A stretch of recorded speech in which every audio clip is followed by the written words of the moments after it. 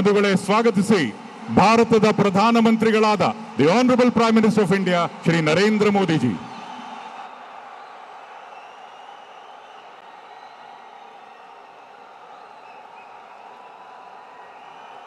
कर्नाटका के राज्यपाल श्रीमान थावरचंद जी गहलोत,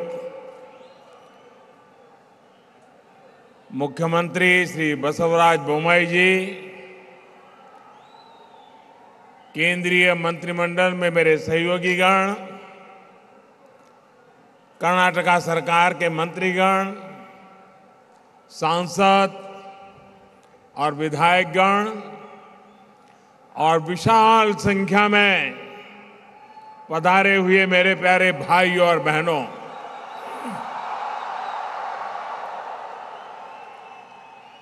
आज भारत की समुद्री ताकत के लिए बहुत बड़ा दिन है। राष्ट्र की सैन्य सुरक्षा हो या फिर राष्ट्र की आर्थिक सुरक्षा,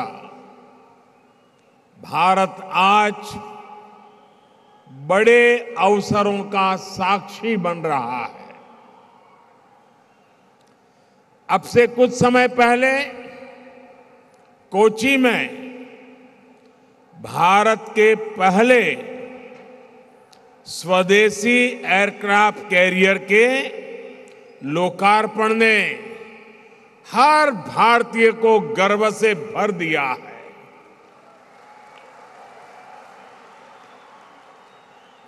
और अब यहां बेंगलुरु में 3,700 करोड़ रुपए से अधिक के प्रोजेक्ट का लोकार्पण, शिलान्यास और भूमि पूजन हुआ है। ऐतिहासिक मैंगलोर पोर्ट की क्षमता के विस्तार के साथ साथ यहां रिफाइनरी और हमारे मछुआरे साथियों की आय बढ़ाने के लिए अनेक प्रोजेक्ट का लोकार्पण और शिलान्यास भी हुआ है। इन परियोजनाओं के लिए मैं कर्नाटका वासियों को, आप सबको बहुत बहुत बधाई देता हूं। इन प्रोजेक्ट से कर्नाटका में व्यापार, कारोबार को, उद्योग को और ताकत मिलेगी, ईज ऑफ डूइंग बिजनेस को बल मिलेगा। विशेष रूप से वन डिस्ट्रिक्ट वन प्रोडक्ट के तहत विकसित किए जा रहे कर्नाटका के किसानों और मछुआरों के उत्पादों को अंतर्राष्ट्रीय बाजारों तक पहुंचाना और आसान होगा। साथियों, इस बार स्वतंत्रता दिवस पर लाल किले से जिन पंच प्राणों की बात मैंने की है, उनमें से सबसे पहला है विकसित भारत का निर्माण। विकसित भारत के निर्माण के लिए देश के मैन्युफैक्चरिंग सेक्टर का, मेक इन इंडिया का विस्तार करना बहुत जरूरी है। विकसित भारत के निर्माण के लिए जरूरी है हमारा एक्सपोर्ट बढ़े, दुनिया में हमारे प्रोडक्ट कॉस्ट के मामले में कॉम्पिटिटिव हो, ये सस्ते और सुगम लॉजिस्टिक्स के बिना संभव ही नहीं है। इसी सोच के साथ पिछले 8 वर्षों से देश के इंफ्रास्ट्रक्चर पर अभूतपूर्व काम हो रहा है। आज देश का शायद ही कोई हिस्सा है जहां इंफ्रास्ट्रक्चर का किसी ना किसी बड़े प्रोजेक्ट पर काम न चल रहा हो। भारतमाला से सीमावर्ती राज्यों के रोड इंफ्रास्ट्रक्चर को सशक्त किया जा रहा है, तो कोस्टल इंफ्रास्ट्रक्चर को सागर माला से शक्ति मिल रही है। भाई और बहनों, बीते वर्षों में देश ने पोर्ट लेड डेवलपमेंट को विकास का एक अहम मंत्र बनाया है। इन्हीं प्रयासों का परिणाम है कि सिर्फ 8 वर्ष में भारत के पोर्ट्स की कैपेसिटी लगभग 2 गुनी हो गई है। यानी साल 2014 तक हमारे यहां जितनी पोर्ट कैपेसिटी बनाई गई थी, पिछले 8 वर्षों में उतनी ही नई जोड़ी गई है।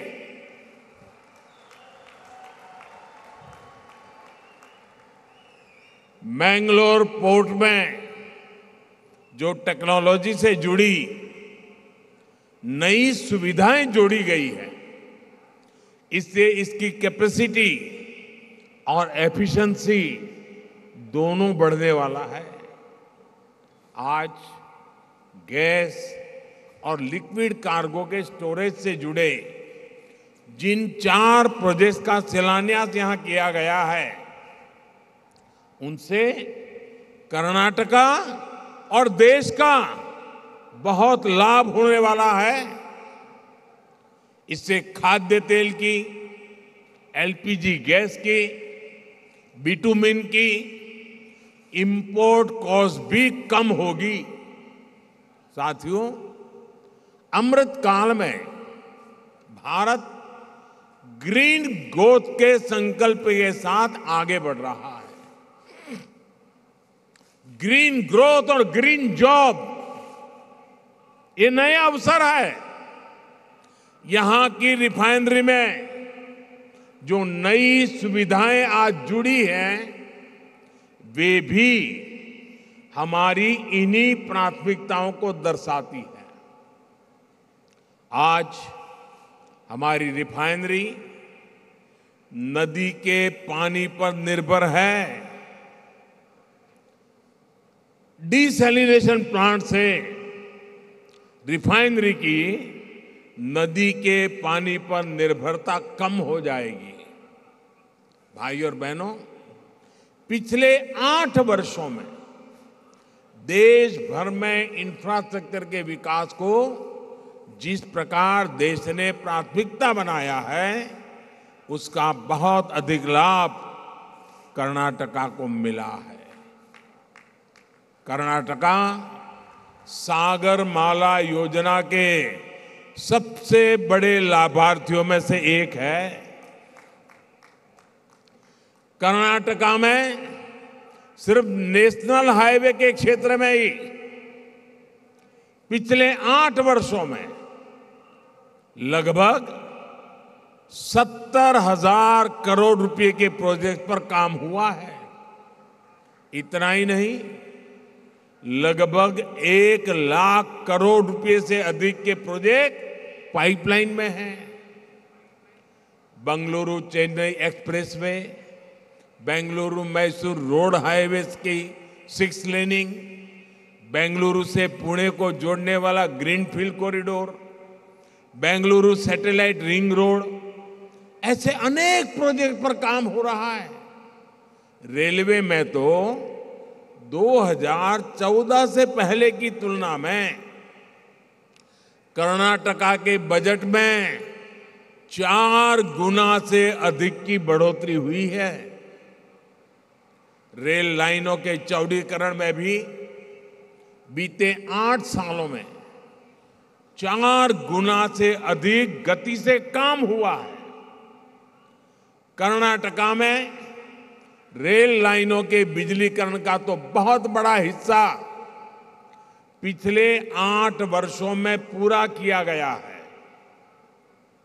साथियों, आज का भारत आधुनिक इंफ्रास्ट्रक्चर के विकास पर इतना फोकस इसलिए कर रहा है क्योंकि यही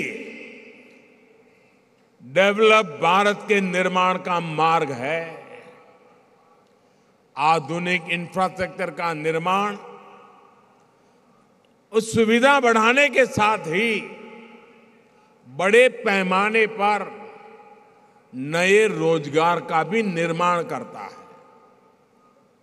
अमृतकाल में हमारे बड़े संकल्पों की सिद्धि का रास्ता भी यही है। देश के तेज विकास के लिए ये भी बहुत आवश्यक है कि देश के लोगों की ऊर्जा सही दिशा में लगे। जब लोगों की ऊर्जा मूलभूत सुविधाओं को जुटाने में लगी रहेगी तो फिर इसका प्रभाव देश के विकास की गति पर भी पड़ता है। सम्मान से जीवन जीने के लिए पक्का घर, टॉयलेट, साफ पीने का पानी, बिजली और धुआं मुक्त किचन, ये आज के युग में स्वाभाविक आवश्यकताएं हैं। इन्हीं सुविधाओं पर हमारी डबल इंजन की सरकार सबसे ज्यादा जोर दे रही है। पिछले 8 वर्षों में देश में गरीबों के लिए 3 करोड़ से अधिक घर बनाए गए हैं। कर्नाटका में भी गरीबों के लिए 8 लाख से ज्यादा पक्के घरों के लिए स्वीकृति दी गई है। मध्यम वर्ग के हजारों परिवारों को भी अपना घर बनाने के लिए करोड़ों रुपयों की मदद दी गई है। जल जीवन मिशन के तहत सिर्फ 3 वर्षों में ही देश में 6 करोड़ से अधिक घरों में पाइप से पानी की सुविधा पहुंचाई गई है। कर्नाटका के भी 30 लाख से ज्यादा ग्रामीण परिवारों तक पहली बार पाइप से पानी पहुंचा है। मुझे खुशी है कि इन सुविधाओं की सबसे अधिक लाभार्थी हमारी बहनें हैं, हमारी बेटियां हैं। साथियों, गरीब की बहुत बड़ी आवश्यकता इलाज की सस्ती सुविधा और सामाजिक सुरक्षा होती है।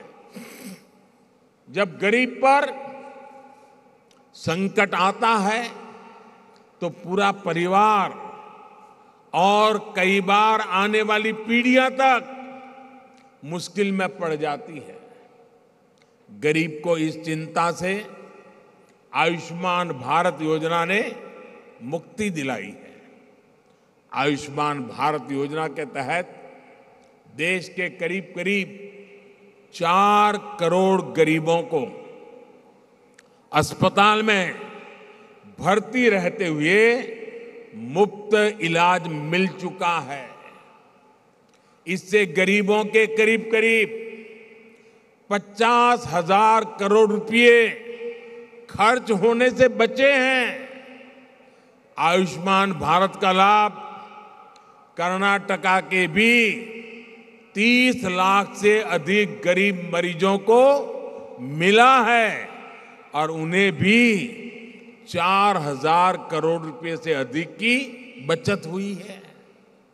भाइयों और बहनों, आजादी के बाद दशकों तक हमारे यहां ऐसी स्थिति रही कि सिर्फ साधन संपन्न वालों को ही विकास का लाभ मिला। जो आर्थिक दृष्टि से कमजोर थे उन्हें पहली बार विकास के लाभ से जोड़ा गया है। जिनको आर्थिक दृष्टि से छोटा समझकर भुला दिया गया था, हमारी सरकार उनके साथ भी खड़ी है। छोटे किसान हो, छोटे व्यापारी हो, मछुआरे हो, रेहड़ी पटरी ठेले वाले हो, ऐसे करोड़ों लोगों को पहली बार देश के विकास का लाभ मिलना शुरू हुआ है। वो विकास की मुख्य धारा से जुड़ रहे हैं। पीएम किसान सम्मान निधि के तहत देश के 11 करोड़ से अधिक किसानों के बैंक खातों में लगभग 2 लाख करोड़ रुपए ट्रांसफर किए गए हैं। कर्नाटका के भी 55 लाख से ज्यादा छोटे किसानों को लगभग 10,000 करोड़ रुपए मिल चुके हैं। पीएम स्वनिधि के तहत देश के 35 लाख रेहड़ी पटरी ठेले वाले भाई बहनों को आर्थिक मदद मिली है। इसका लाभ कर्नाटक के भी लगभग 2 लाख स्ट्रीट वेंडर्स को हुआ है। मुद्रा योजना के माध्यम से देश भर में छोटे उद्यमियों को लगभग 20 लाख करोड़ रुपए से अधिक का लोन दिया गया है। कर्नाटका के भी लाखों छोटे उद्यमियों को लगभग 2 लाख करोड़ रुपए का बैंक लोन दिया जा चुका है। साथियों, कोस्टल बेल्ट में बसे गांव, पोर्ट्स के इर्द गिर्द बसे साथियों, मछली पालन से जुड़े हमारे भाई बहनों के जीवन को बेहतर बनाने के लिए डबल इंजन की सरकार विशेष प्रयास कर रही है। थोड़ी देर पहले ही यहां मछली पालन से जुड़े साथियों को किसान क्रेडिट कार्ड दिया गया। गहरे समंदर में मछली पकड़ने के लिए जरूरी नावें, आधुनिक वेसल्स भी दिए गए हैं। पीएम मत्स्य संपदा योजना के तहत मिल रही सब्सिडी हो या फिर मछुआरों को किसान क्रेडिट कार्ड की सुविधा, मछुआरों के कल्याण और आजीविका बढ़ाने के लिए पहली बार इस तरह के प्रयास हो रहे हैं। आज कुलई में फिशिंग हार्बर का भूमि पूजन भी हुआ है। बरसों से हमारे फिशरीज सेक्टर से जुड़े भाई बहन इसकी मांग कर रहे थे। ये जब बनकर तैयार हो जाएगा तो मछुआरों की अनेक समस्याओं का समाधान हो जाएगा। इस प्रोजेक्ट से सैकड़ों मछुआरे, हमारे उन परिवारों को मदद मिलेगी, अनेक लोगों को रोजगार भी मिलेगा। साथियों, डबल इंजन की सरकार देश के लोगों की आकांक्षाओं को पूरा करने के लिए दिन रात मेहनत कर रही है। देश की जनता की आकांक्षा हमारी सरकार के लिए जनता के आदेश की तरह है। देश के लोगों की आकांक्षा है कि भारत में वर्ल्ड क्लास इंफ्रास्ट्रक्चर हो। आज देश के कोने कोने में आधुनिक इंफ्रास्ट्रक्चर का निर्माण हो रहा है। देश के लोगों की आकांक्षा है कि हमारे ज्यादा से ज्यादा शहर मेट्रो कनेक्टिविटी से जुड़े हो। हमारी सरकार का प्रयास है, उसी की वजह से पिछले 8 साल में मेट्रो से जुड़े शहरों की संख्या 4 गुना हो चुकी है। देश के लोगों की आकांक्षा है उन्हें आसानी से हवाई उड़ान की सुविधा मिले। उड़ान योजना के तहत अब तक 1 करोड़ से ज्यादा यात्री हवाई जहाज में सफर कर चुके हैं। देश के लोगों की आकांक्षा है कि भारत में क्लीन इकोनॉमी हो। आज डिजिटल पेमेंट ऐतिहासिक स्तर पर है और भीम यूपीआई जैसे हमारे इनोवेशन दुनिया का ध्यान खींच रहे हैं। देश के लोग आज तेज इंटरनेट चाहते हैं, सस्ता इंटरनेट चाहते हैं, देश के कोने कोने में इंटरनेट चाहते हैं। आज करीब 6 लाख किलोमीटर ऑप्टिकल फाइबर बिछाकर ग्राम पंचायतों को जोड़ा जा रहा है। 5G की सुविधा इस क्षेत्र में नई क्रांति लाने वाली है। मुझे खुशी है कि कर्नाटका की डबल इंजन की सरकार भी तेज गति से लोगों की आवश्यकता और आकांक्षाओं को पूरा करने के लिए काम कर रही है। साथियों, भारत के पास 7,500 किलोमीटर से भी ज्यादा किलोमीटर कोस्टलाइन है। देश के इस सामर्थ्य का हमें भरपूर लाभ उठाना है। यहां का करावली कोस्ट और वेस्टर्न घाट भी अपने टूरिज्म के लिए इतना मशहूर है। मुझे बताया गया कि हर क्रूज सीजन में न्यू मैंगलोर पोर्ट औसतन 25,000 टूरिस्टों को हैंडल करता है। इसमें बहुत बड़ी संख्या में विदेशी नागरिक भी होते हैं। यानी संभावनाएं बहुत है। और जिस तरह भारत में मध्यम वर्ग की शक्ति बढ़ रही है, भारत में क्रूज टूरिज्म की संभावनाएं और ज्यादा बढ़ती जा रही है। जब टूरिज्म बढ़ता है तो उसका बहुत बड़ा लाभ हमारे कुटीर उद्योग, हमारे आर्टिजन्स, ग्राम उद्योग, रेहड़ी पटरी ठेले वाले भाई बहन, ऑटो रिक्शा चालक, टैक्सी ड्राइवर, ऐसे समाज के छोटे तबके के लोगों को टूरिज्म से बहुत लाभ होता है। मुझे खुशी है कि new Mangalore port cruise tourism बढ़ाने के लिए लगातार नई सुविधाएं जोड़ रहा है।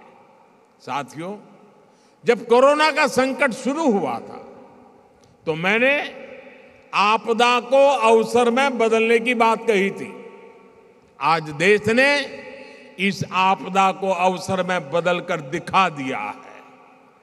कुछ दिनों पहले जीडीपी के जो आंकड़े आए हैं वो दिखा रहे हैं कि भारत ने कोरोना काल में जो नीतियां बनाई, जो निर्णय लिए, वो कितने महत्वपूर्ण थे। पिछले साल इतने ग्लोबल डिसरप्शन के बावजूद भारत ने $670 बिलियन यानी 50 लाख करोड़ रुपए का टोटल एक्सपोर्ट किया। हर चुनौती से पार पाते हुए भारत ने $418 बिलियन यानी 31 लाख करोड़ रुपए के मर्चेंडाइज एक्सपोर्ट का नया रिकॉर्ड बनाया। आज देश के ग्रोथ इंजन से जुड़ा हर सेक्टर पूरी क्षमता से चल पड़ा है। सर्विस सेक्टर भी तेजी से ग्रोथ की तरफ बढ़ रहा है। पीएलआई स्कीम्स का असर मैन्युफैक्चरिंग सेक्टर पर दिखने लगा है। मोबाइल फोन सहित पूरे इलेक्ट्रॉनिक मैन्युफैक्चरिंग सेक्टर में कई गुना वृद्धि हुई है। टॉयज का इंपोर्ट 3 साल में जितना घटा है, करीब करीब उतना ही एक्सपोर्ट बढ़ा है। इन सभी का लाभ सीधे सीधे देश के उन कोस्टल एरिया को भी हो रहा है जो भारतीय सामान को एक्सपोर्ट के लिए अपने संसाधन मुहैया कराते हैं, जहां मैंगलोर जैसे बड़े पोर्ट है। साथियों, सरकार के प्रयासों से देश में बीते वर्षों में कोस्टल ट्रैफिक में भी वृद्धि देखी गई है। देश के अलग अलग पोर्ट्स पर सुविधा और संसाधन बढ़ने की वजह से कोस्टल मूवमेंट अब और ज्यादा आसान हुआ है। सरकार की कोशिश है कि पोर्ट कनेक्टिविटी और बेहतर हो, इसमें और तेजी आए। इसलिए पीएम गति शक्ति नेशनल मास्टर प्लान के तहत रेलवे और रोड के 250 से ज्यादा प्रोजेक्ट की पहचान की गई है, जो सीमलेस पोर्ट कनेक्टिविटी में मदद करेंगे। भाई और बहनों, अपनी वीरता और व्यापार के लिए प्रसिद्ध यह तटीय क्षेत्र विलक्षण प्रतिभाओं से भरा हुआ है। भारत के कई उद्यमी लोग यहीं के रहने वाले हैं। भारत के कई खूबसूरत द्वीप और पहाड़ियां कर्नाटका में ही है। भारत के कई मशहूर मंदिर और तीर्थ क्षेत्र यहीं पर है। आज जब देश आजादी का अमृत महोत्सव मना रहा है, तो मैं रानी अब्बक्का और रानी चैन भैरा देवी, उनको भी याद करना चाहूंगा। भारत की धरती को, भारत के कारोबार को गुलामी से बचाने के लिए उनका संघर्ष अभूतपूर्व था। आज निर्यात के क्षेत्र में आगे बढ़ रहे भारत के लिए ये वीर महिलाएं बहुत बड़ी प्रेरणा स्रोत है।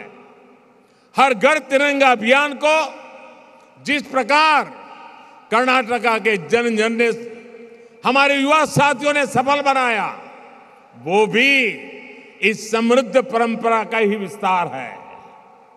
कर्नाटका के करावली क्षेत्र में आकर राष्ट्रभक्ति की, राष्ट्रीय संकल्प की इस ऊर्जा से मैं हमेशा प्रेरित महसूस करता हूं। बेंगलुरु में दिख रही ये ऊर्जा ऐसे ही विकास की राह को उज्जवल बनाती रहे, इसी कामना के साथ आप सभी को विकास के इन प्रोजेक्ट्स के लिए बहुत बहुत बधाई और बहुत बहुत शुभकामनाएं देता हूं। मेरे साथ जोर से बोलिए, भारत माता की, भारत माता की, भारत माता की। बहुत बहुत धन्यवाद।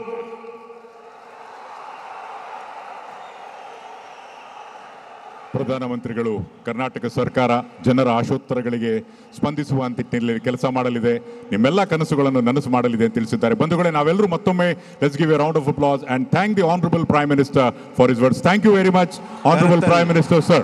करतल ध्वनि के साथ, सम्मान के साथ, जोश और उमंग के साथ आभार माननीय प्रधानमंत्री श्री नरेंद्र मोदी जी का, उनके शुभागमन के लिए, उनके उस नेतृत्व के लिए जिस पर आज हर देशवासी गर्व की अनुभूति करता है, और उनके उस समर्पण के लिए जो हम सब की प्रेरणा बनती है।